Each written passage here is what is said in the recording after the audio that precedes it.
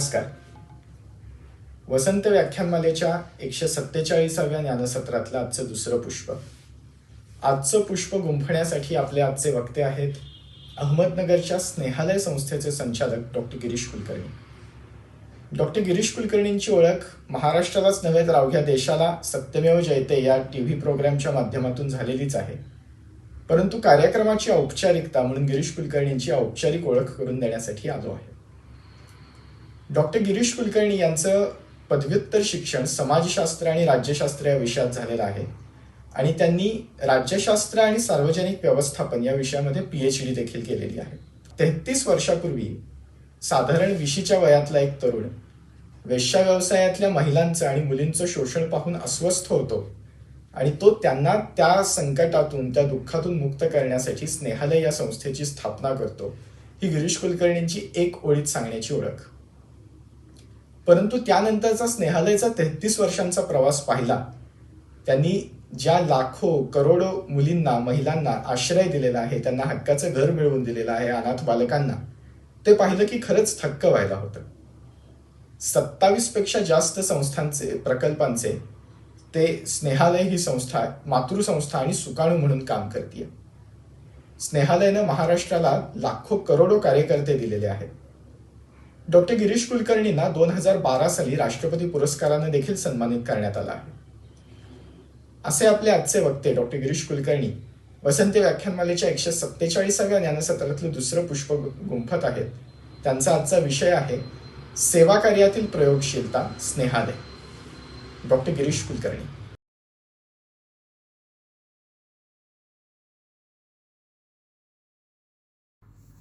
नमस्कार, मी डॉक्टर गिरीश कुलकर्णी. पुण्यातील वसंत व्याख्यानमालेचं महाराष्ट्राच्या सांस्कृतिक क्षेत्रातलं स्थान हे खूप आगळं वेगळं आहे. महाराष्ट्रातलं नवे देशातलं जे नवचैतन्य आहे, नवा विचार आहे, तो या व्याख्यानमालेच्या माध्यमातून नेहमीच व्यक्त होत आला आहे. आज या व्याख्यानमालेमध्ये स्नेहालय एक आगळीवेगळी संस्था या विषयावर आपल्याशी संवाद करण्यासाठी मला संधी मिळाली, हे माझ्या दृष्टीनं भाग्याची गोष्ट आहे. स्नेहालयाची सुरुवात 1989 साली झाली, पण स्नेहालयाच्या स्थापनेची जी प्रक्रिया आहे ती मात्र अनेक वर्ष पूर्वीच सुरू झालेली होती. 1982ची गोष्ट आहे. मी शाळेमध्ये शिकत होतो, 8वीमध्ये होतो आणि गणिताच्या क्लासला जाण्यासाठी चित्रा गल्ली नावाच्या लालबत्ती विभागातून मी जायचो. इथे जात असताना मला लालबत्ती भागामध्ये माझ्याच वयाच्या मुली या देहव्यापारासाठी उभ्या असलेल्या दिसायच्या. त्यांचे दुःख, त्यांच्या वेदना हे बघून मलाही खूप अस्वस्थता यायची.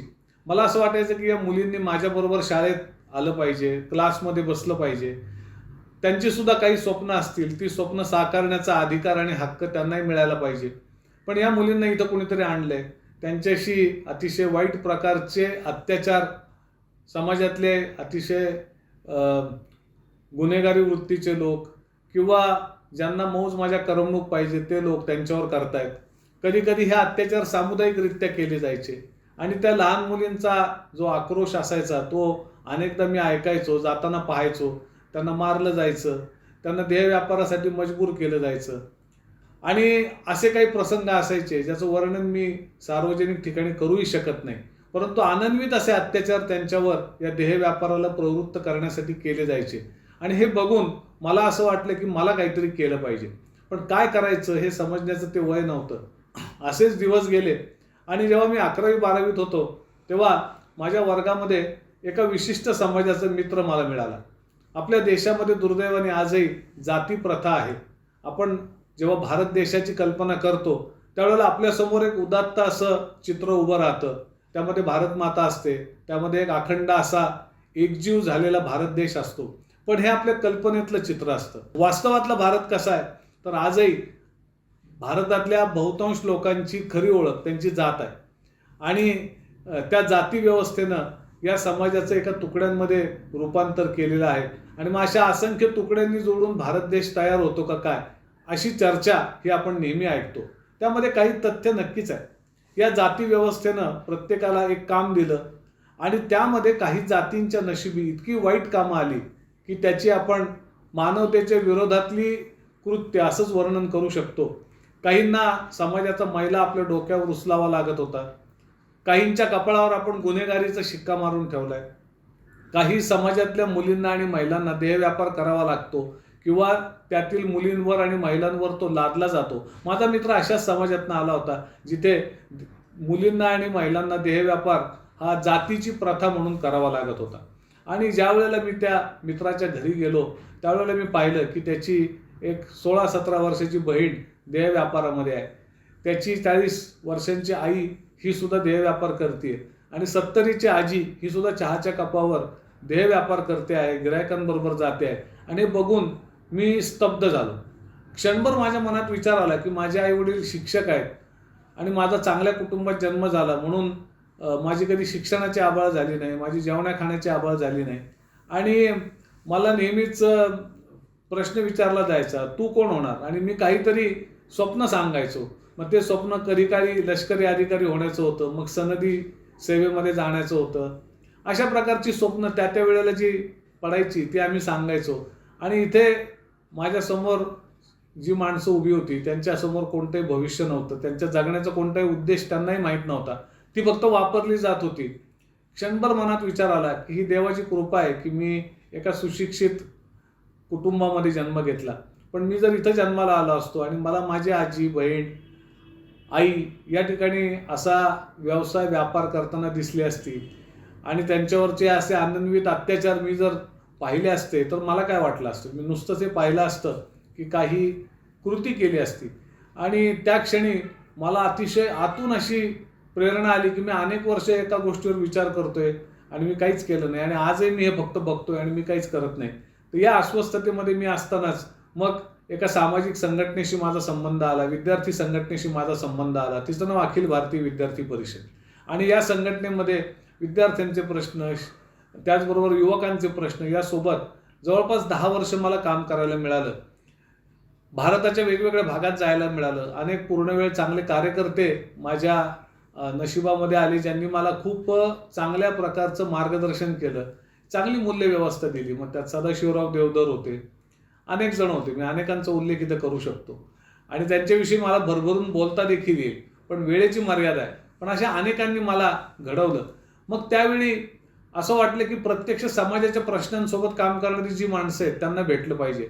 आणि मग या प्रवासामध्ये मी डॉक्टर बाबा आमटेंना भेटलो, अण्णा हजारेंना भेटलो, मुंबईच्या लालबत्ती भागात काम करणारी प्रीती पाटकर, प्रवीण पाटकर असतील, पुण्याच्या बुधवार शुक्रवार पेठेत काम करणारे विजयाताई लवाटे असतील, अशांना मी भेटलो आणि त्यांच्याकडून त्यांच्या कामाचा जो अंतर्वेद आहे, कामाचं जे मूलद्रव्य आहे ते जाणून घेण्याचा प्रयत्न केला आणि या सगळ्या लोकांकडून खूप काही शिकायला मिळालं. मग मामासाहेब कौंडिन्य भेटले, डॉक्टर प्रवीण पाटकर भेटले, अनेकांनी अनेक गोष्टी सांगितल्या. त्यातूनच मामा कौंडिन्यांनी खूप आग्रह धरला की कार्यकर्त्यांनी वाचलं पाहिजे आणि मग त्यातूनच आमचे युवा संवाद शिबिरं सुरू झाली. मग महात्मा गांधी, डॉक्टर बाबासाहेब आंबेडकर, स्वामी विवेकानंद, महात्मा फुले यांच्याविषयीचं वाचन हे सातत्यानं सुरू राहिलं आणि त्यातून शेवटी एक 88 साली असं लक्षात आलं की आता माझं कॉलेज जीवन संपत आलंय, मला सुद्धा एका मध्यमवर्गीय कुटुंबातल्या मुलासारखं काम करावं लागेल, शिक्षण घ्यावं लागेल, पायावर उभं राहावं लागेल. आणि आता जर मी काही केलं नाही तर मी अनेक वर्षाच्या गोष्टीने अस्वस्थ आहे, त्या गोष्टीबद्दल मी कदाचित पुढे काही करेल की नाही करेल मला माहीत नाही, त्यामुळे मला काहीतरी केलं पाहिजे. आणि मग त्यावेळी मला जे महानुभाव भेटले त्यांनी सांगितलं की विचार असा करायचा की आपण नाही तर कोण आणि आज नाही तर केव्हा. आपण खूप विचार करत असतो, आपण जे आज आत्ता आणि ताबडतोब करू तेवढंच होतं आणि आपल्याला वाटत असतं की एखादा प्रश्न खूप महत्त्वाचा आहे, त्याच्यावर कुणीतरी काम केलं पाहिजे, पण मी नाही तर कोण, आपण नाही केलं तर दुसरा कोणी करेल असं होत नाही. आणि कुठल्याही गोष्टीसाठी फक्त आजचीच वेळ आणि आजचा क्षण आपल्या हातात आहे. आपण म्हटलं उद्या करू तर उद्या कोणाच्या हातात नाही. आणि म्हणून मला वाटलं की चला काहीतरी केलंच पाहिजे. आणि अन्यथा हे जे एक अपराधी भाव माझ्या मनामध्ये निर्माण झाला होता की मी खूप काही करू शकत नाही, पण जे थोडंसं करू शकतो ते पण मी करत नाहीये. सगळं बदलणं माझ्या हातात नाही, पण मी थोडासा बदल तर करू शकतो. नाही जगामध्ये बदल करू शकलो, मी माझा स्वतःचा तरी थोडासा दृष्टिकोन बदलू शकतो, पण ते पण मी करत नव्हतो. आणि मग या अस्वस्थतेमध्ये मी 1988च्या नोव्हेंबर महिन्यात लालबत्ती भागात अहमदनगरला गेलो. चित्रागल्ली हा तो लालबत्ती भाग होता आणि माझी एकच अपेक्षा होती की मी 2 तरी मुलांचं जीवन बदलेन.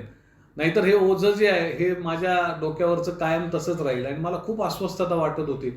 आणि मी सुरुवातीला तिथे गेलो आणि माझ्या अनुभवांना सुरुवात झाली. मी गेलो आणि मला महिलांच्या प्रश्नांवर काम करायचं होतं, पण त्या ठिकाणच्या महिलांना मी जेव्हा त्यांच्या प्रश्नांबद्दल बोलायला सुरुवात केली तेव्हा ते मला हसायला लागले.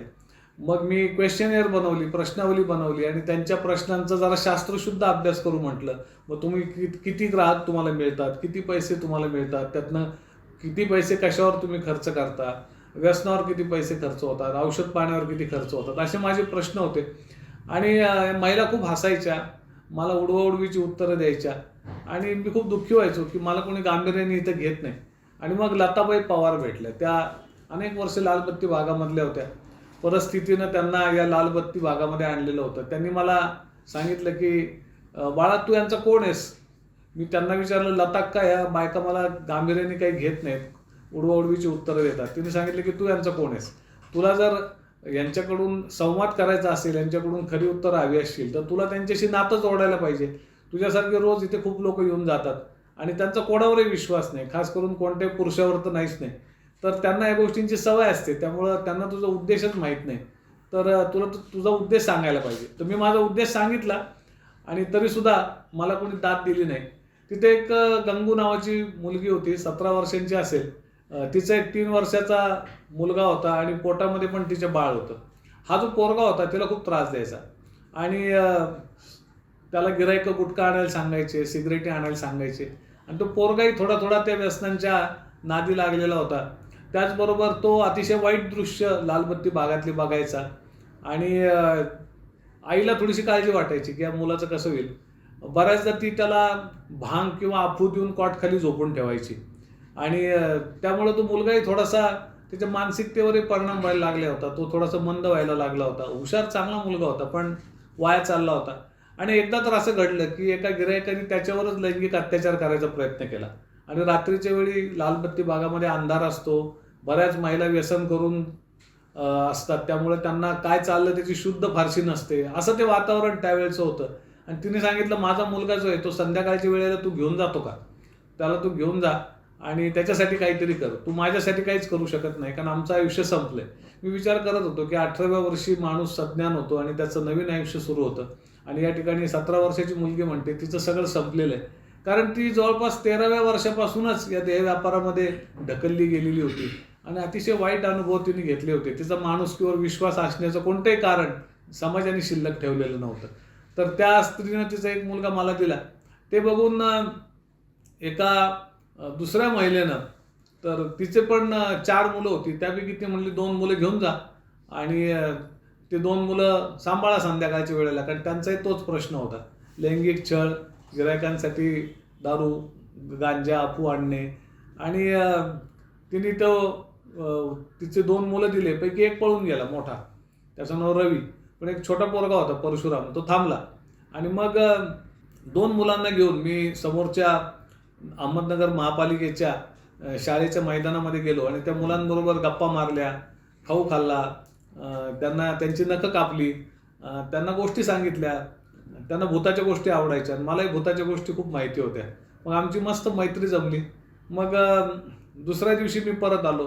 मग त्यांना सिद्धिबागेत घेऊन गेलो, तिथल्या खेळण्या आम्ही खेळलो, त्यांना मच्छीबाग दाखवली. तिथे एक ॲक्वेरियम होतं पाण्याचं, तर त्याच्यामध्ये मासे होते. ते खूप त्या पोरांना मजा आली बघून आणि आमची दोस्ती जमत गेली हळूहळू हळूहळू.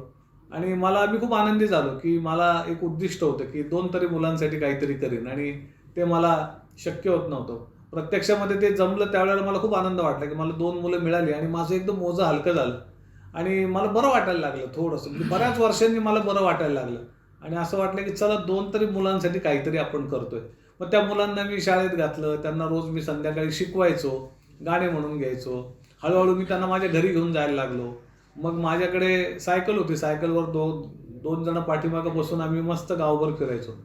पण प्रॉब्लेम काय झाला की पुढच्या 2 आठवड्यामध्ये सगळ्या लालबत्ती भागामध्ये ही वार्ता पसरली की असं असं काम सुरू झालंय आणि माणूस बरा वाटतोय आणि आपली 2 मुलं तो सांभाळतोय, 2 बायकांची. तर इतर बायकांनी सुद्धा मुलं संध्याकाळच्या वेळेला ठेवायला हरकत नाही. आणि बघता बघता चित्रा गल्लीतली 2 मुलांपासून सुरुवात झाली. पण चित्रा गल्ली, भगत गल्ली, ममते गल्ली, नांगरे गल्ली, तिकडे मंगलगेटला असलेलं लालबत्ती भाग, तिथे कला केंद्र सुद्धा होतं. ही सगळ्या ठिकाणाहून मुलं यायला लागली आणि 3 महिन्यात माझ्याकडे 120 मुलं जमली. आणि मग माझ्यासमोर प्रश्न तयार झाला की आता मी या मुलांचं करू काय. आणि मला तर थोडक्यात 2च मुलांसाठी काहीतरी करायचं होतं, पण इतकी मुलं जमली आणि ती मला दादा म्हणायला लागली, कोणी बाबा म्हणायला लागलं, कोणी सर म्हणायला लागलं. ती मला चिटकायची, माझा मुका घ्यायची. माझ्या लक्षात आलं की ही मुलं स्पर्शाची भुकेली आहेत. आणि मग मी त्यांना तो अधिकार दिला की तुम्ही माझ्या अंगाला स्पर्श करू शकता, माझ्या खिशात हात घालू शकता, माझा पेन काढून घेऊ शकता, माझी पिशवी तपासू शकता, त्याच्यात काही खाऊ असेल तर तो तुम्ही खाऊ शकता. आणि मग मुलं आणि माझं असं एक नातं तयार झालं. आणि मग त्याच वेळी ज्यांना असं काम करायचं होतं ते अशी अनेक जण मला शोधत आली आणि मग आम्ही मिळून काम सुरू केलं. त्या कामाला काहीतरी नाव द्यायला पाहिजे होतं. आणि मग 1989च्याच साधारणपणे मार्च महिन्यात आम्ही नाव शोधलं. ते होतं स्नेहालय. सर्वानुमते शोधलेलं नाव. आम्ही मुलांना संस्था देऊ इच्छित नव्हतो, तर आम्ही त्यांना त्यांच्यासाठी एक घर तयार करू इच्छित होतो. आलय म्हणजे घर आणि स्नेह म्हणजे निरपेक्ष प्रेम. तर असं एक निरपेक्ष प्रेम मिळेल, वात्सल्य मिळेल असं घर त्या मुलांना द्यायचं होतं, हा उद्देश होता. आणि मग माझ्यासोबत कल्पना धूपधरे, ममता जक्कम, त्याचबरोबर डॉक्टर अनिल कुडिया, भूषण देशमुख, संजय लोढा, दीपक रामदीन, कितीतरी जण असे माझ्यासोबत कामाला पुढे आले. समवयस्क होतो आम्ही सगळे आणि काहीतरी प्रत्येकाला करावंसं वाटत होतं या समाज घटकासाठी. आणि आम्ही मिळून ते काम करायला लागलो आणि त्याच्यामध्ये आम्हाला खूप मजा पण यायला लागली. प्राजक्ता गोरे होती. अनेक जणांची नावं मला आठवत आहेत आता की जी त्यावेळेला बरोबर होती. आणि सुरुवातीला मग यशवंत कुरापट्टी आला, सचिन काळे आला, अनेक जण आली. आणि ती मुलं या भागामध्ये राहणारी होती. दीपक बुरम आला, आमचा प्रवीण मुत्याल आला. आणि या मुलांना सुद्धा या भागातल्या प्रश्नांची चांगली माहिती होती. काही जण बिडी कामगार खूप परिवारातनं आलेले होते आणि काही जण लालबत्तीतनं आलेले होते. आणि या सगळ्यांचा समुदाय एकच होता आणि आम्ही सगळे मिळून स्नेहालयाच्या कामामध्ये रममाण झालो. पुढं आमच्यासमोर प्रश्न येत गेले, तसे त्या प्रश्नातून मार्ग काढता काढता आमचे वेगवेगळे प्रकल्प सुरू झाले. मग ज्या वेळेला या मुलांना कुठं ठेवायचा हा प्रश्न आला, माझ्या घरी या मुलांना मी घेऊन आलो. माझ्या आई वडील आणि भाऊ यांचं मला खूप कृतज्ञतेनं स्मरण होतं. आणि पुढे पत्नी डॉक्टर प्राजक्ता हिनं सुद्धा मला मदत केली आणि या समाज घटकांना आम्ही घरामध्ये घेऊन येऊ शकलो. आमच्या कुटुंबाचाच ते भाग झाले. कारण आपण बऱ्याचदा म्हणतो की या घटकांना समाजात घेतलं पाहिजे, पुन्हा समाजामध्ये त्यांना सन्मानाचं स्थान दिलं पाहिजे. पण आपण आपल्या कुटुंबात त्यांना जर घेऊ शकलो तरच त्यांना आपण समाजामध्ये स्थान मिळण्याची अपेक्षा करू शकतो. Charity begins at home. बदलाची सुरुवात स्वतःपासून करावी लागते. हे महात्मा गांधींचं वाक्य नेहमी एक प्रेरणादायक ठरलं आमच्या सर्वांसाठी. आणि मग घरामध्ये माझ्या जेव्हा ही मुलं आणली त्यावेळेला त्यांना सांभाळायला काही महिला आणाव्या लागल्या, ज्या वृद्ध वेश्या होत्या, ज्यांना व्यवसाय करता येत नव्हता. या मुलांना सांभाळायला, त्यांचं अन्न शिजवायला त्यांची मला गरज पडली. आणि असं करून आमचा एक चांगला परिवार आमच्या नगरच्या बिलवदल वाड्यामध्ये नांदायला लागला. पण जशी संख्या मुलांची वाढत गेली तसतसे प्रश्न वाढत गेले. मग आम्ही जागा शोधत गेलो. आणि मला असं वाटतं की बऱ्याचदा नियतीची पण काही एक इच्छा असते आणि तुमच्या मनामध्ये परमेश्वर नियती संकल्प देत असते. त्या संकल्पावर जर आपण लगेच कृती केली तर निश्चितपणे काहीतरी घडणार असतं. तो घडण्यासाठीच तुम्हाला ते संकेत मिळत असतात किंवा प्रेरणा मिळत असते. आणि म्हणून मग मी असे खूप अनुभव घेतले. त्या अनुभवाप्रमाणे मी लगेच कृती करायला शिकलो आणि कारवा आमचा पुढे पुढे जात गेला. मग मनसुखलाल मुत्था भेटले. त्यांनी एक जागा दिली अहमदनगरच्या MIDC. मग तिथे आम्ही मुलांनी मिळून डोम बांधला. डोम म्हणजे फेरो सिमेंटमधला गोल घर आणि ते सगळ्यात स्वस्त बांधकामाचं पद्धत होती ती. आमच्याकडे पैसे फक्त 20,000 होते आणि ते पण आम्ही गणपतीमध्ये खाद्यपदार्थांचे स्टॉल विकून आणि दिवाळीमध्ये फटाके विकून मिळवलेले पैसे होते. तिथं आम्ही स्वतः त्याच्यामध्ये काम केलं आणि बांधकाम पण आम्हीच केलं. आणि बांधकाम पण आम्हीच केल्यामुळे आम्हाला खूप मजा आली. आणि आमच्या लक्षात आलं की हे जे स्नेहालयाचं काम आहे हे आम्ही उभं करतोय असं नाही आहे, हे काम आम्हाला घडवतंय. या कामामुळं आम्ही गवंडी काम शिकलो, सुतारकाम शिकलो, थोडंसं वेल्डिंग शिकलो. आणि मग पुढे पुढे मुलांची सेवा करता करता आम्ही न्हावीकाम शिकलो, आम्ही शिंपी झालो, आम्ही सांबार झालो, त्यांचे जोडे शिवायला शिकलो. आणि खूप गोष्टी, खूप कौशल्य आम्हाला या कामामुळे शिकायला मिळाले. आणि आमच्या लक्षात आलं की जसं आम्ही काम उभं करतोय, काम सुद्धा आम्हाला घडवतंय. एक माणूस म्हणून घडवतंय, एक कार्यकर्ता म्हणून घडवतंय. आणि आमच्यामध्ये नसलेले पैलू आमच्या व्यक्तिमत्वाला त्याच्यातून पडतायत. कामाची लाज गेली, कुठल्याही श्रमाची लाज गेली आणि या प्रवासामध्ये असंख्य गोष्टी आम्ही शिकत गेलो. आमच्या सगळे प्रकल्प, स्नेहालयाचे सुमारे 27 प्रकल्प आहेत. स्नेहालयामध्ये आज जवळपास 350 लोक कामगार कर्मचारी म्हणून काम करतात, पण आम्ही त्यांना कर्मचारी म्हणत नाही, ते आमचे सहकारी आहेत आणि आमच्या सर्वांचं मिळून असा एक स्नेहालय परिवार आहे. इथे दर्जाची आणि प्रतिष्ठेची समता आहे. इथं कामं फक्त वेगवेगळी आहेत, पण कोणाचाही दर्जा आणि प्रतिष्ठा एकमेकापेक्षा कमी नाही. आम्ही सगळे एकमेकांचे सहकारी आहोत. जरी ही नोंदणीकृत संस्था असली तरी मुळामध्ये हा एक परिवार आहे, अशीच आमची भावना आहे आणि म्हणून सगळ्या सुखदुःखामध्ये आम्ही एकमेकांच्या सोबत राहण्याला फार महत्त्व देतो. नुसतंच उदात्त ध्येय आहे आणि महान विचार आहेत या बळावरती संघटन उभं राहत नाही.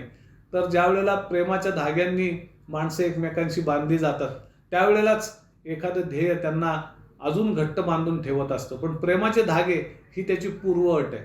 अशा प्रकारे प्रेमाच्या धाग्यांनी बांधलेला आमचा समुदाय जेव्हा काम करत होता, आम्ही अनेक अनुभव घेत होतो. रोज समोर प्रश्न यायचे आणि त्या प्रश्नांमधून आमचे प्रकल्प निर्माण व्हायचे.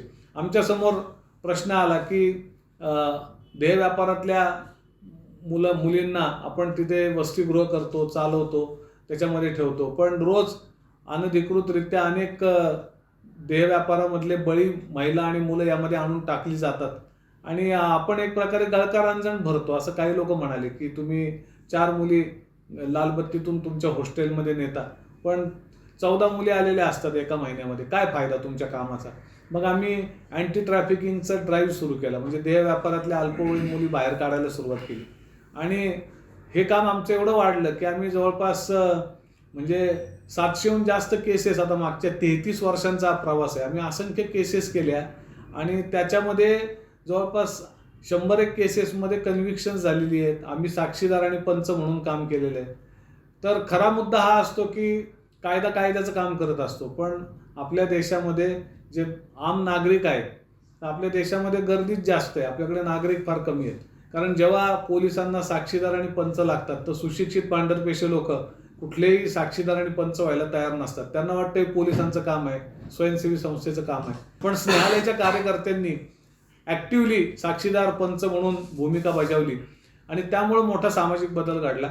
आणि मला खूप सांगायला आनंद वाटतो की एका केसमध्ये 2006मध्ये आम्ही 15 वर्षाच्या अल्पवयीन मुलीला सोडवलं आणि 22 आरोपी होते आणि एका तिच्याच बरोबर 16 वर्षाच्या अल्पवयीन मुलीला सोडवलं, त्याच्यामध्ये 17 आरोपी होते.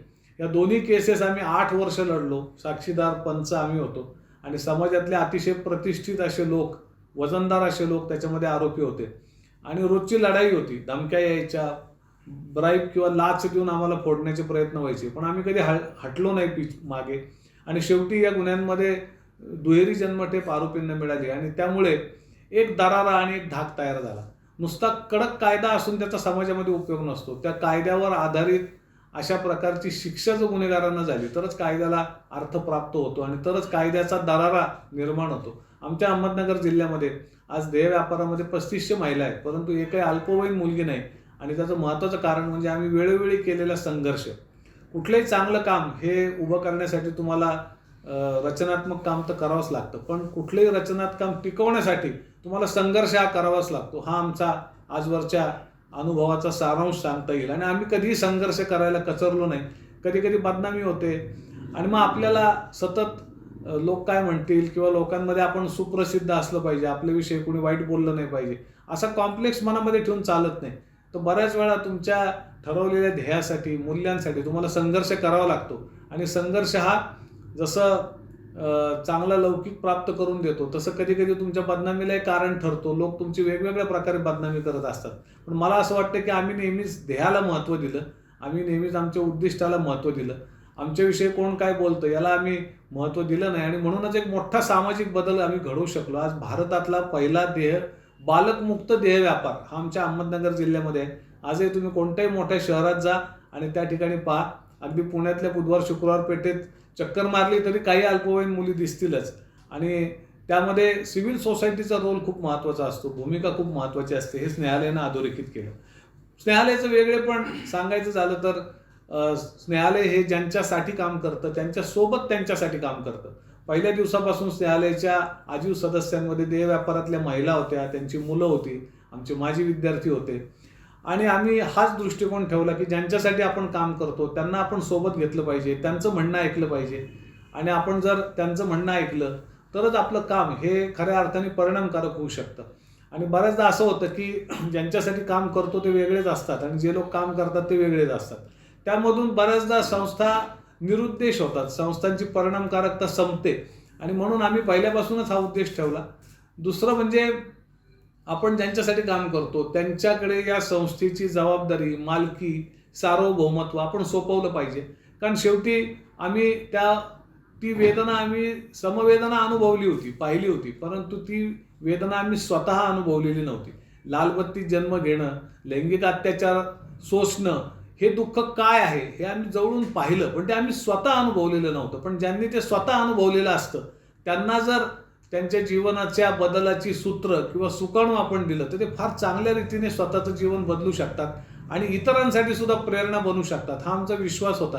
आणि म्हणून स्नेहालयाच्या पहिल्या विश्वस्त मंडळामध्ये सुद्धा लताबाई पवार, अंजनाबाई सोनवणे, गीताबाई नागर अशा अनेक जण पहिल्या दिवसापासून आमच्या विश्वस्त मंडळामध्ये होते. आजही 33 वर्ष झाली, पण स्नेहालयाच्या विश्वस्त मंडळामध्ये या समूहातली माणसं, HIV बाधित, हिजडे किंवा तृतीयपंथी, माजी विद्यार्थी अशा गटातनं आता जास्तीत जास्त लोक आम्ही निवडण्याचा प्रयत्न करतो. आणि मला असं वाटतं की कुठलीही संस्था जर या प्रकारे ज्यांचा प्रश्न आहे त्यांच्या खांद्यावर जर तो क्रूस देत असेल तरच काम हे दीर्घ काळासाठी पुढे जात असतं. बऱ्याच संस्थांचा हा प्रश्न असतो की कार्यकर्ते मिळत नाहीत, कारण की जे लोक काम करत असतात संस्थेचं त्यांना फक्त कामासाठी लोक हवी असतात. त्यांना काम आणि जबाबदारी दोन्ही जर आपण लोकांना दिली, त्यांच्याकडे त्याची सगळी सूत्र सोपवली, निर्णयाचे अधिकार दिले, तर निश्चितपणे असंख्य तरुण कार्यकर्ते आज आपल्या देशामध्ये आहेत. आपला देश हा 68 कोटी तरुण लोकांचा देश आहे आणि या तरुणांना देश बदलायचा आहे, दुसऱ्यासाठी काहीतरी करायचं आहे. पण त्यांच्या हातात तुम्ही बदलाची सगळी सूत्र दिली पाहिजेत, अधिकार दिले पाहिजेत.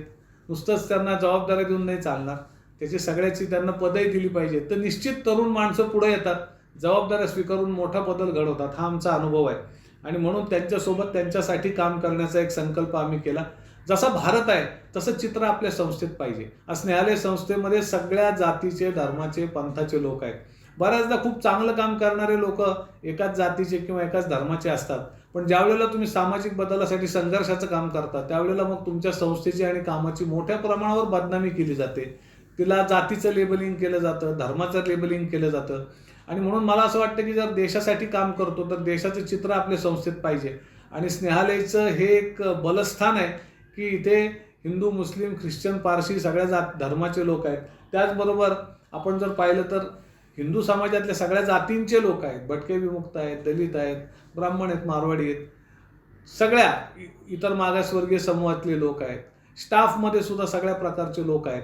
आणि असा एक एकजिन्सी बहुविधता असलेला पण एका ध्येयासाठी संघटित झालेला असा स्नेहालय परिवार जेव्हा समाजासाठी काम करतो तेव्हा समाजामध्ये त्याचं खऱ्या अर्थाने स्वागत होतं. ते यामुळेच, कारण की प्रत्येकाला त्याच्यामध्ये आपला रंग दिसतो, प्रत्येकाला ती संस्था आपली वाटते. बऱ्याचदा असं होतं की संस्थेचे जे सगळे विश्वस्त आहेत, आजीव सदस्य आहेत, तर ते या संस्थेचा कोणताही लाभ घेत नाही. इथे मिटिंगला आल्याचा भत्ता नसतो, स्वतःची गाडी, स्वतःची संसाधनं वापरून लोक काम करत असतात. साधारणपणे 5 वर्ष झाल्यावर नवीन माणसाचं नाव सुचवलं जातं आपल्या जागेवर काम करण्यासाठी. आणि ते सुचवत असताना आम्ही नेहमीच असा विचार करतो की आपण दुसऱ्या जातीच्या माणसाचं नाव सुचवावं, जो कार्यकर्ता म्हणून निदान 5 वर्ष काम करतो त्याचं नाव सुचवावं. आणि त्यामुळे स्नेहालयमध्ये एक सतत नवीन रक्त येत राहतं. बऱ्याचदा असं होतं की संस्थेत नवा विचार, नवं रक्त येत नाही आणि मग संस्था साचून जाते. अनेक संस्था 30-35 वर्ष काम केलं की थकतात, त्यातली चेतना हरवून जाते. कारण जे लोक काम करत असतात ते नव्या रक्ताला वाव देत नाहीत, नवीन लोकांना सहभागी करून घेत नाहीत. या उलट तुम्ही स्नेहालयामध्ये पाहाल तर 5 अध्यक्ष होऊन गेलेत, 5 सेक्रेटरी होऊन गेलेत, 5 विश्वस्त मंडळ होऊन गेली आणि आम्ही सगळेजण एकत्रितरित्या काम करतो. आज मी या संस्थेचा संस्थापनेपासूनचा सदस्य आहे आणि मी सुरुवातीला 5 वर्ष या संस्थेचा अध्यक्ष होतो, म्हणजे 1989 ते 1993. पण आता आज मी फक्त कार्यकर्ता म्हणून काम करतो आणि माझ्या नंतरचे पण सगळे पदाधिकारी आम्ही सगळे कार्यकर्ता म्हणून काम करतो. आणि या ठिकाणी निर्णयाची प्रक्रिया जी आहे ती अशी नाही आहे की ठराविक ते 12-13 लोकांनी मिळूनच निर्णय घ्यायचा, बाकीच्यांना काही किंमत नाही. कुठलाही मोठा निर्णय हा आम्ही सामुदायिकरित्या सहविचाराने घेतो आणि मला असं वाटतं की त्यामुळं संस्थेची ताकद वाढते, संस्थेच्या निर्णयाला एक मोठं पाठबळ मिळतं आणि तो निर्णय अंमलात आणण्यासाठीची सुद्धा एक मोठी शक्ती या संस्थेमध्ये सातत्याने निर्माण होत राहते. तर या प्रकारे संस्था ही एक वेगळेपण आपलं जपण्याचं सातत्याने अनेक गोष्टींमध्ये प्रयत्न करते. बऱ्याचदा असं होतं की बऱ्याच संस्था या मुठभर धनिकांच्या सहयोगावर अवलंबून असतात. हल्ली कॉर्पोरेट सोशल रिस्पॉन्सिबिलिटी 2015 पासून बऱ्याच संस्थांना मदतीचा हातभार लावते आहे. ज्या कंपन्यांना 500 कोटीपेक्षा मोठा कारभार आहे त्यांच्या नफ्यातला 2% वाटा ते वेगवेगळ्या सामाजिक कामांना देत असतात. आणि 2015 पासून आपल्या देशात मोठ्या प्रमाणावर हा निधी यायला लागला. तर बऱ्याच संस्था आता अशा आहेत की त्या फक्त त्याच्यावरच अवलंबून असतात. परंतु आम्हाला असं लक्षात आलं की फक्त पैसे मिळवणं हा आपला उद्देश नाही आहे. तर आपल्याला समाजातनं माणसं पाहिजेत, स्वयंसेवक पाहिजेत. समाजाचा सहभाग आणि पाठबळ आपल्या कामामध्ये खूप महत्त्वाचं आहे. कारण स्नेहालयाचा मूळ उद्देश खूप लोकांना सांभाळणं हा नाही आहे. स्नेहालयाचा मूळ उद्देश समाजाची मानसिकता बदलणं आणि या व्यवसायातल्या महिला, मुलं, HIV एड्स बाधित या सगळ्यांसाठी समाजात पुन्हा जागा निर्माण करणं, त्यांच्यासाठी स्वीकाराची भावना समाजामध्ये निर्माण करणं हा आपला उद्देश आहे. आणि म्हणून समाजासोबत काम करणं खूप महत्त्वाचं आहे. त्याचबरोबर यासाठीच मग आपण जर पाहिलं तर समाजातले जे गरीब लोक आहेत त्यांच्या मदतीला आम्ही कधी कमी लेखत नाही. आजही वाढदिवस आहे, स्मृतिदिन आहे म्हणून 1 किलो तांदूळ घेऊन येणारे किंवा चहाची एक पुडी घेऊन येणारे लोक मोठ्या संख्येने स्नेहालयामध्ये असतात. वाढदिवस स्मृतिदिन साजरा करायला स्नेहालयामध्ये येणारे असतात. या निमित्त झाड लावायला येणारी माणसं स्नेहालयामध्ये असतात. आणि स्नेहालयाच्या देणगीदारांमध्ये 40,000 छोटे देणगीदार आहेत. त्याचा आम्हाला खूप सपोर्ट मिळतो, खूप आधार मिळतो. हे जे लोक आहेत हे फक्त मदत करत नाहीत तर हे समाजामध्ये तुमचे विचार प्रसारित करतात, त्या विचारांचं पाठबळ मिळवून देण्याचं काम करत असतात. जेव्हा जेव्हा संघर्ष करावा लागतो त्यावेळेला ही सगळी माणसं रस्त्यावर उतरतात आणि एक मोठी सामाजिक शक्ती वंचितांच्या मागे उभी करून दाखवतात. मला आठवतं पुण्यामध्ये प्रकल्प चालू करायचा होता आणि आम्ही खूप बांधकाम व्यावसायिकांना भेटून जागा जमीन मागायचो. पण बरेच जण म्हणायचे नंतर या, नंतर बघू, सध्या आमच्याकडे जागा उपलब्ध नाही आहे. आणि आमच्याबरोबर हे जागा मागत जागा शोधत फिरणारी शारदा गौडा नावाची एक देह व्यापारातील बळी महिला होती. या महिलेला असं वाटलं की कशाला आता फार फिरायला लावायचं. तिने सांगितलं की ऐका माझी जागा घ्या. आम्ही खूप हसलो की एका मोठे मोठे लोक, धनिक लोक जे देऊ शकत नाहीत ती एक देह व्यापारातली महिला पुढे येऊन म्हणते मी देते. तर आम्हाला खूप मजाही वाटली, आम्ही खूप हसलो. म्हटलं आपल्यावर काय प्रसंग आला, ज्यांचं घरदारा आपण उभे करून द्यायचे तेच म्हणतात की आमची जागा आणि घरं तुम्हाला घ्या. तर आम्ही म्हटलं बरं ठीक आहे चल. म्हटलं कुठे आहे तुझी जागा? ती म्हटली कात्रजमध्ये. तर आम्ही म्हटलं की हे खोटंच असणार आहे. 8 दिवसांनी ती जागेचे कागदपत्र घेऊन आली आणि ती म्हटली ही जागा आहे बघा. तर कागदपत्र तर खरे वाटले आम्हाला. आम्ही जाऊन पाहिलं तर जागेवर अतिक्रमणं झालेली होती आणि एक माणूस तिथे 40,000 रुपये महिना टपऱ्या टाकून मिळवत होता. आम्ही म्हटलं अगं ही जागा गेली तुझी, परत मिळणं शक्य नाही. ती म्हणे नाही आपण संघर्ष करू, मिळू शकते जागा, कारण कागदपत्र खरी आहेत. मग आता मोठी गोष्ट मी छोटी करून सांगतो. आम्ही संघर्ष केला, ती जागा ताब्यात घेतली. बरे वाईट प्रसंग त्यावेळेला घडले. ताब्यात घेतल्यावर आम्ही तिला म्हणलं की ही जागा जी आहे आता ही आपण विकून टाकू आणि काहीतरी करू. तेवढ्यात ज्यांनी अतिक्रमण केलं तोच माणूस पुढं आला आणि म्हणला की ऐका माझी 40 लाख रुपये रोख देतो, ते या बाईंना द्या आणि ही जागा आता माझ्याकडेच राहू द्या. आम्ही म्हटलं की विचारतो बाईंना आम्ही. तर त्या शारदाताईंनी सांगितलं की माझी जागा मला विकायची नाही, इथे तुम्ही सामाजिक प्रकल्पच करायचा आहे, त्यासाठी मी ही जागा स्नेहालयाला कबूल केलेली आहे, तुम्हीच घ्या. आणि म्हटलं आम्ही नाही घेतली तर लोक आम्हाला हसतील, तुझी जागा घेतली तर.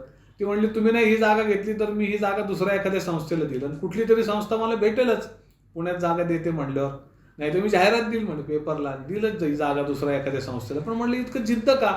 तू स्वतः फाटकी आहेस, तुझ्याकडे खायला नाही, तुझ्याकडे हक्काचं घर नाही आणि तुझी खूप आबाळ चाललेली आहे, तर तू का नाही पैसे घेत, चांगला फ्लॅट घेऊ, पैसे तुझ्या खात्यात टाकू, मस्त मजा कर, आनंदात सुखात जग तुझ्या मुलासह. ते म्हणले असं आहे की मला जर मुलाला कोणी विचारलं की तुझे वडील काय करतात, आईबाप काय करतात, तर वडिलांचा तो पत्ता मलाही सांगता येणार नाही, पण त्याला आईबद्दल काहीतरी सांगायला पाहिजे ना. आता तो काय सांगेल म्हणे माझ्याबद्दल, मी जे करते ते सांगून तर चालणार नाही. तर तो कमीत कमी ही जागा तुम्हाला दिल्यामुळे एक गोष्ट सांगेल की बाबा माझी आई अशी बाई आहे जिने आपल्या आयुष्याची कमाई समाजाला दिलेली आहे, ती बाई माझी आई आहे. तर त्यालाही जरा बरं वाटेल ना, समाजात त्यालाही लोक चांगल्या नजरेने बघतील. तर आम्ही एकदम शॉक झालो. आम्ही म्हणलं की देशातल्या जगातल्या पांढरपेक्षा सुशिक्षित लोकांना सुद्धा आपल्या मुलाबाळांसाठी प्रतिष्ठा मागे ठेवायची असते हे समजत नाही. आणि एका अशिक्षित वेश्याला मात्र हे कळलेलं आहे की मुलासाठी काय मागं ठेवायला पाहिजे. तर आम्ही नम्र झालो आणि मग आम्ही तिथे इमारत बांधली. त्या इमारतीला शारदा भवन नाव दिलं आणि त्याचं उद्घाटन तिच्याच हस्ते केलं, शारदाच्या हस्ते. तेव्हा सगळेजण समोर बसले होते आणि फक्त एकच खुर्ची ही आम्ही स्टेजवर ठेवलेली होती.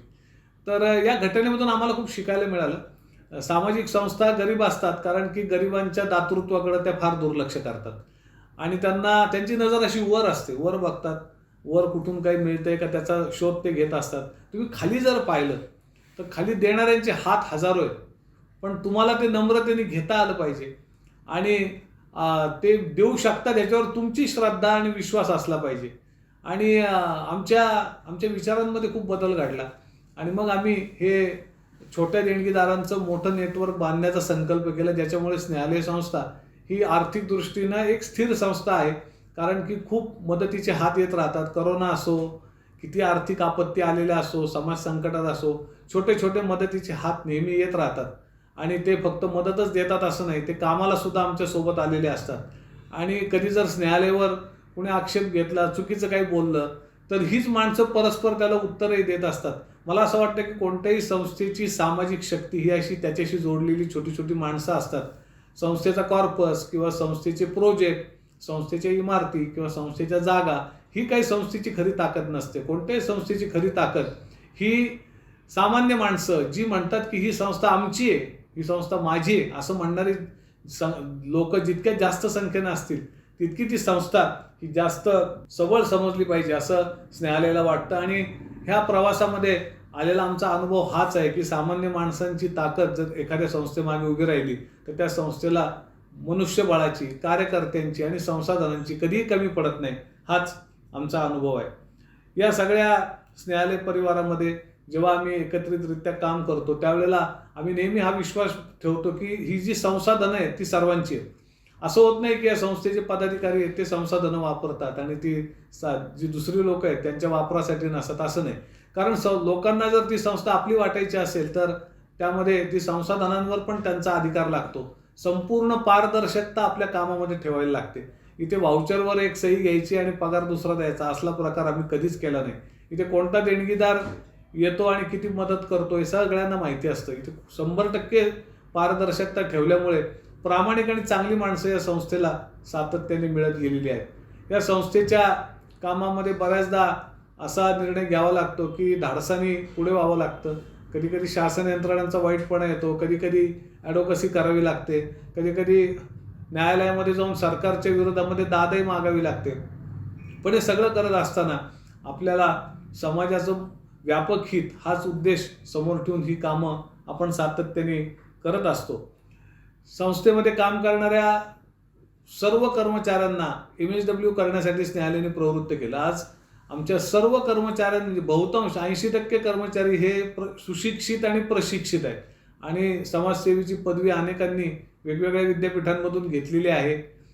स्नेहालयाचे जे वेगवेगळे प्रकल्प आहेत त्या प्रत्येक प्रकल्पामध्ये प्रमुख काम करणारी माणसं ही आमचे माजी विद्यार्थी, माजी कार्यकर्ते आहेत. त्याचा आम्हाला खूप आनंद वाटतो.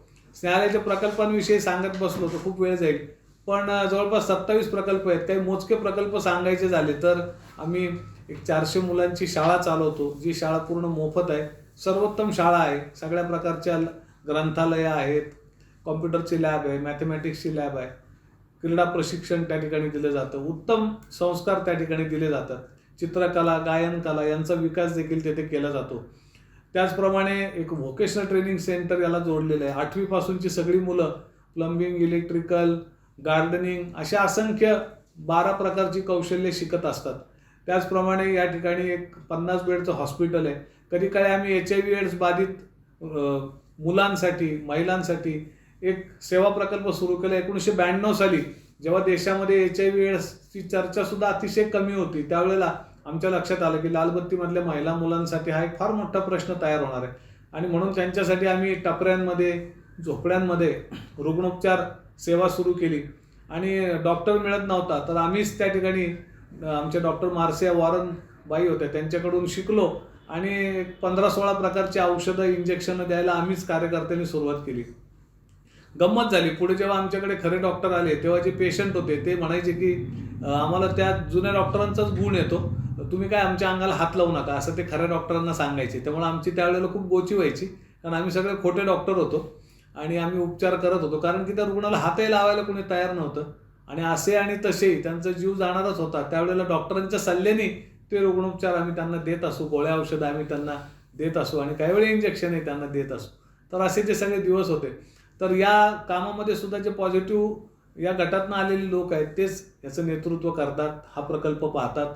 आज या ठिकाणी साधारणपणे 150 मुलं मुली आहेत जे जन्मजात HIV बाधित आहेत. आणि या मुलामुलींची जे आता बाहेर पडलेली मुलं आहेत संस्थेतनं, ते IT क्षेत्रात आहेत, सरकारी नोकऱ्यांमध्ये आहेत, उत्तम काम करतात आणि त्यांनी खूप मोठा आत्मविश्वास दिला आहे. आता जी आमची HIV बाधित मुलं मुली आहेत त्यांची लग्न आम्ही जेव्हा लावतो, त्यांची मुलं संतती ही HIV निगेटिव्ह निघते, कारण की आता खूप नवीन उपचार आलेले आहेत आणि नवीन पद्धतींचा वापर आम्ही त्यासाठी करतो. त्यांची लग्न आम्ही दरवर्षी जुळवतो मोठ्या संख्येनं. अपंगांची लग्न आम्ही जुळवतो. त्याचबरोबर एक हिम्मतग्राम प्रकल्प आहे, जवळपास 40 एकर जागेमध्ये ॲग्रिकल्चर, हॉर्टिकल्चर, सेरिकल्चर, दुधाचा व्यवसाय असा आम्ही त्या ठिकाणी शिकवतो. ज्या महिलांना वेश्याव्यवसाय सोडायचा आहे, नवजीवन जगायचं आहे, त्यांच्यासाठी इथे हक्काची जागा आहे, हक्काचं रोजगार कौशल्य आहे, व्यवसाय आहे, सुरक्षित जीवन आहे. त्याचप्रमाणे या ठिकाणी आता स्नेहस्पर्श नावाचं मुलांचं वसतिगृह आम्ही सुरू केलं आहे. 18 वर्ष पूर्ण झालेली जी मुलं आहेत, फक्त आमच्याच संस्थेतली नव्हे, वेगवेगळ्या संस्थांमधली, त्यांचं पुनर्वसन करणारे केंद्र आम्ही इथं उभं केलेलं आहे. या ठिकाणी शेतीचा प्रकल्पही चालतोय, कृषी प्रशिक्षण केंद्र चालतंय जे सिंजेंटा नावाच्या कंपनीच्या मदतीनं आम्ही चालतो. आणि जे ग्रामीण भागातले अल्पभूधारक शेतकरी कुटुंबातली मुलं आहेत त्यांना अद्ययावत असं कृषी प्रशिक्षण या ठिकाणी दिलं जातं. आणि हे प्रशिक्षण घेतल्यावर ही मुलं खेड्यांकडेच राहतात, शहरांकडे पळत नाहीत. आणि आम्हाला असं वाटतं की लोक जर आपल्या गावाशी, आपल्या मातीशी जर टिकून राहिले तर निश्चितपणे शहरीकरण होत नाही आणि बाजारू लैंगिक शोषणासारखे प्रश्न तयार होत नाहीत. अहमदनगरची चाइल्डलाईन आम्ही चालवतो. ही चाइल्डलाईन एक सर्वोत्तम काम करणारी भारतातली चाइल्डलाईन समजली जाते. स्नेहज्योत नावाचा प्रकल्प आहे जो वेश्याव्यवसायातल्या महिलांना आरोग्यावर त्यांच्या काम करतो, त्यांना नवीन लाईव्हलीहूड ऑप्शन्स किंवा रोजगाराचे पर्याय द्यायचं काम करतो. एक आमचा स्नेह सक्षम नावाचा प्रकल्प आहे जो तृतीयपंथी आणि समलैंगिक गटाबरोबर आरोग्याचं काम करतो. त्याचप्रमाणे स्नेहालयाचं रेडिओ स्टेशन आहे, रेडिओ नगर 90.4 FM. आणि हे जे रेडिओ स्टेशन आहे हे नगरच्या 30 किलोमीटर परिसरामध्ये लोकांना ऐकता येतं आणि ते चांगल्या प्रकारे लोकमत घडवायचं काम करतं. युवा निर्माण स्नेहालयाचा अनोखा प्रकल्प आहे. आम्ही तरुणाईला असंख्य सामाजिक कामाची प्रेरणा देतो. काम करण्यासाठी वेगळ्या पद्धतीनं जगावं लागतं, ते कसं जगता येईल याचा मंत्र देतो. तरुणाईला जगण्याचा उद्देश देण्याचं काम हा प्रकल्प करतो. आत्तापर्यंत सुमारे 40हून जास्त युवा शिबिरं आम्ही घेतलेली आहेत आणि 6हून जास्त सायकल यात्रा काढलेल्या आहेत, ज्याच्यामध्ये तरुणाईला आम्ही देशातली बदल घडवणारी माणसं, बदल घडवणाऱ्या संस्था आम्ही दाखवल्या. नुकतंच मागील वर्षी भारताच्या अमृत महोत्सवानिमित्त आम्ही भारत ते बांगलादेश अशी 4280 किलोमीटरची सायकल यात्रा काढली आणि तरुण मुलांना आम्ही 500 संस्था आणि बदल घडवणारी माणसं दाखवली. आणि सामाजिक सद्भावनेचा, समतेचा संदेश हा तरुणाईच्या माध्यमातून देशवासियांना देण्याचा प्रयत्न आम्ही केला. 5 राज्य आणि 2 देश यांना जोडण्याचा हा संकल्प होता आणि यामध्ये ठिकठिकाणच्या तरुणाईला सुद्धा आम्ही सहभागी करून घेतलं. मला वाटतं की तरुणाईमध्ये देश आणि समाज बदलण्याची प्रचंड अशी ऊर्जा आणि शक्ती आहे. गरज असते त्यांना एक योग्य कार्यक्रम आणि योग्य विचार देण्याची आणि अनुभवांनी त्यांना समृद्ध करण्याची. त्यांना पैसे देऊ नका, जागा देऊ नका, त्यांना फक्त नव्या नव्या कल्पना द्या आणि प्रेरणा द्या. त्यांचे मार्ग ते शोधू शकतात. हा विश्वास युवा निर्माण प्रकल्पाने आम्हाला दिला आणि आज या प्रकल्पात येऊन गेलेल्या मुलांनी त्यांच्या शेकडो संस्था सुरू केलेल्या आहेत, ज्यांची मातृसंस्था म्हणून स्नेहालय काम करतं. अनाम प्रेम हा स्नेहालय परिवाराचाच एक इनिशिएटिव्ह आहे. दिव्यांग मुलांसाठी, मुलींसाठी तो काम करतो आणि तिथे सुद्धा त्यांच्यासोबत त्यांच्यासाठी काम केलं जातं. म्हणजे त्यांना व्यवस्थापनाच्या प्रत्येक पायरीवर, प्रत्येक टप्प्यावर दिव्यांगांना सोबत घेऊन हा प्रकल्प काम करतो. आज त्यांची गोशाळा नुकतीच उभी राहिलेली आहे, उद्याच तिचं उद्घाटन होणार आहे. आणि बरोबर एक नोकरी प्रशिक्षण केंद्र आहे, त्यातून आत्तापर्यंत 1600 मुलं प्रशिक्षण घेऊन बाहेर पडली आणि स्वतःच्या पायावरील दिव्यांग मुलं उभी आहेत. स्नेहाधारा फार अनोखा प्रकल्प आहे, ज्या प्रकल्पाच्या माध्यमातून कौटुंबिक अत्याचारग्रस्त महिला, बलात्कारित महिला, सामुदायिक अत्याचार झालेल्या महिला यांना मानसिक आधार, भावनिक बळ, आश्रय, रोजगारविषयक मार्गदर्शन, काळजी आणि संरक्षण असं पुरवलं जातं. ही एक 24/7 चालू असलेली हेल्पलाईन आहे. शासनाचं वन स्टॉप सेंटर सुद्धा स्नेहालय चालवतं, तिथेही याच प्रकारचं काम केलं जातं. अहमदनगरच्या 8 झोपडपट्ट्यांमधल्या 2000 मुलांचं भविष्य बालभवन नावाचा प्रकल्प बदलतो आणि इथे सुद्धा त्या मुलांच्या सोबतच शिक्षण, आरोग्य, महिलांसाठीची बचत गट अशा प्रकारचं काम केलं जातं. अफोर्डेबल हाऊसिंग किंवा उत्तम परवडणाऱ्या दरातला निवारा ही भारताची गरज आहे. आज जवळपास 35% भारत हा झोपडपट्टीत किंवा झोपडपट्टी सदृश घरात राहतो, जिथे मूलभूत सुविधांची पूर्तता होत नाही. आणि नगरमध्ये आम्ही संजय नगर नावाच्या झोपडपट्टीमध्ये 300 कुटुंबांना प्रत्येकी 1 लाख रुपयामध्ये 300 चौरस फुटांचं घर देतोय. त्यातली 35 घरं आम्ही 8 मार्चच्या दिवशी देऊन देखील कुटुंबांना समर्पित केली. आणि अतिशय दर्जेदार सुंदर असा गृहप्रकल्प आहे, अतिशय अनोखा गृहप्रकल्प आहे. आणि आता त्याच्यापासून प्रेरणा घेऊन अनेक ठिकाणी अफोर्डेबल हाऊसिंगचे प्रयोग लोक करतायत.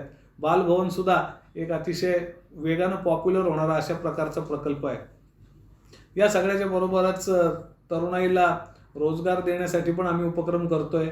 तरुणाईच्या स्पर्धा परीक्षेचं केंद्र मेहकरी नावाच्या गावामध्ये आम्ही चालवतोय. अहमदनगरमध्ये सुद्धा एक तरुणाईला स्पर्धा परीक्षेमध्ये ज्या गरीब कुटुंबातली मुलं आहेत त्यांना पुणे मुंबईत जाऊन शिक्षण घेणं परवडत नाही, त्यांच्यासाठी एक केंद्र फार चांगलं काम करते. तर अशा प्रकारची कामं ही स्नेहालय करते. स्नेहालयाच्या प्रेरणेतून 70हून जास्त संस्था काम करतायत, ज्यांच्यासाठी मातृसंस्था म्हणून स्नेहालय निधी संकलन करतं. मग त्याच्यामध्ये शेवगावमध्ये फाशीपारधी मुलांसाठी काम करणारी महामानव बाबा आमटे संस्था आहे, त्या ठिकाणी 200 फाशीपारधी मुलं आहेत. किंवा ऊसतोडणी कामगारांच्या मुलांसाठी शेवगावमध्ये काम करणारं उचल फाउंडेशन आहे. आणि या संस्थांसाठी आम्ही काम करतो. आम्हाला जर कोणी विचारलं मदत करायची आहे, कोणत्या तरी संस्थांची नावं सांगा, आम्ही कधीच म्हणत नाही की तुम्ही स्नेहालयाला मदत करा. आमच्याकडे 10 संस्थांची यादी आहे ज्या आमच्यापेक्षा जास्त गरजू आहेत, ज्या आमच्यापेक्षा जास्त जेन्युइन काम करतात. आणि आम्हाला हे माहिती आहे की अशा असंख्य संस्था जेव्हा एकत्र येऊन एकमेकांबद्दल समाजात विश्वास निर्माण करतील आणि एकत्रितपणे काम करतील, तेव्हाच या समाजाचं खऱ्या अर्थाने भलं होणार आहे, या समाजामध्ये चांगले बदल घडणार आहेत. कुठलीही सामाजिक संस्था ही नेहमीच देश समाज बदलू शकत नाही, कारण त्यांची ताकद छोटी असते. देश समाज खूप मोठे आहेत, पण बदल कसा घडवता येतो याचं रोल मॉडेल समाजासमोर ठेवण्याचं काम करते आणि असंख्य लोकांना प्रेरणा देण्याचं काम करते. मला असं वाटतं की स्नेहालय संस्था आपल्या कार्यशैलीमधून आणि आपल्या विविध उपक्रमांमधून समाजामध्ये असा बदल पेरण्याचं काम करते आहे, अशा प्रेरणा देण्याचं काम करते आहे. मी आपल्या सर्वांना स्नेहालयाला भेट देण्याचं निमंत्रण देतो. पुण्यामध्ये कात्रजमध्ये स्नेहालयाचा स्नेहाधारा प्रकल्प चालतो. त्या ठिकाणी अत्याचारित महिला, संकटग्रस्त महिलांना आश्रय दिला जातो, त्यांना मदत केली जाते. पुण्यामध्ये खूप मोठ्या संख्येनं कार्यकर्ते, देणगीदार स्नेहालयाला मिळालेले आहेत आणि पुणे हे स्नेहालयाकरता प्रेरणेचं आणि आर्थिक सहयोगाचा एक मोठा स्रोत आहे. त्याचबरोबर पुणे ही आमची एक प्रकारची प्रेरणाभूमी आहे, कारण विजयाताई लवाटेंसारख्या कार्यकर्त्यांकडूनच या कार्याची दीक्षा आम्हाला मिळालेली आहे. आणि म्हणून या निमित्तानं सर्व पुणेकरांना, पुणे शहराला मी वंदन करतो. वसंत व्याख्यानमालेच्या निमित्तानं स्नेहालयाचं वेगळेपण आणि या कामातले काही दुवे, या कामाची काही बलस्थानं हे आपल्याशी मला संवादित करता आली, याबद्दल मी आपले आभार मानतो. वसंत व्याख्यानमालेच्या संयोजकांना माझे आणि स्नेहालय परिवाराचे मनःपूर्वक धन्यवाद.